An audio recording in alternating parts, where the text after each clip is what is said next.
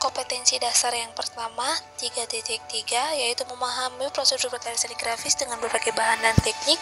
4.3-nya membuat karya seni grafis dengan berbagai bahan dan teknik. Adapun tujuan pembelajaran yang ingin dicapai adalah sebagai berikut. Yang pertama, mendefinisikan pengertian seni grafis. Yang kedua, mengidentifikasi berbagai jenis karya seni grafis. Yang ketiga, mengidentifikasi beragam alat dan bahan berkarya seni grafis.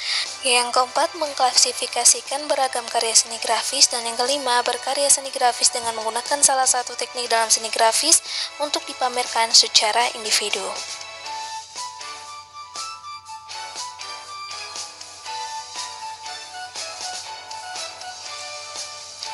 Seni grafis pasti ada di antara kalian yang pernah membuat seni grafis atau pernah mendengar seni grafis. Coba lihat contoh berikut ini. Ya, ini adalah contoh-contoh dalam berkarya seni grafis dengan teknik masing-masing. Untuk lebih jelasnya, mari kita dengarkan materi seni grafis. Seni grafis berasal dari bahasa Yunani, graphein, berarti menulis atau menggambar. Sedangkan dalam bahasa Inggris adalah grape atau graphic yang berarti dapat membuat tulisan, baik itu ditoreh atau digores. Karya seni grafis termasuk dalam karya seni rupa Drimata yang dibuat untuk mencurahkan ide atau gagasan dan emosi seseorang dalam menggunakan teknik cetak, sehingga memungkinkan melipat gandakan. Nah, kemudian pada umumnya seni grafis menggunakan media seperti kasa, plat logam, karet lino maupun kayu yang pada umumnya dicetak pada media kertas dan kain pada teknik monotype dengan mampu menciptakan salinan karya yang sama dalam jumlah yang banyak yang disebut dengan proses cetak. Zaman sekarang mencetak hanya memproduksi gambar atau tulisan secara massal yang sering disebut dengan offset dengan menggunakan percetakan modern yang sudah lebih canggih dan mudah digunakan. Hampir sama dengan seni lukis, seni grafis bagian dari seni rupa dua dimensi dan teknik pembuatannya adalah dengan dicetak. Jadi semua yang berkaitan dengan seni grafis menggunakan teknik cetak. Berikut kita masuk pada jenis-jenis berkarya seni grafis. Ada 4 jenis berkarya seni grafis. Yang pertama, cetak tinggi. Yang kedua, cetak dalam. Yang ketiga, cetak datar. Dan yang keempat, cetak saring. Baik, sekarang kita akan membahas jenis-jenis ini satu persatu. Yang pertama, teknik cetak tinggi adalah proses pembuatan mulai tahap pembuatan cetakan dari bahan yang dicungkil sehingga permukaan menjadi tinggi dan rendah. Teknik cetak tinggi menggunakan klise atau acuan atau alat cetak yang akan menghasilkan gambar dari bagian yang menonjol. Contohnya stempel. Contoh lain dari teknik cetak tinggi adalah sebagai berikut. Apabila alat cetak dioles dengan tinta, bagian yang menonjol itu akan menerima tinta. Jika klise atau alat cetak itu ditempelkan pada kertas, kemudian diangkat, maka tampaklah gambar pada kertas atau media yang digunakan dalam mencetak tinggi.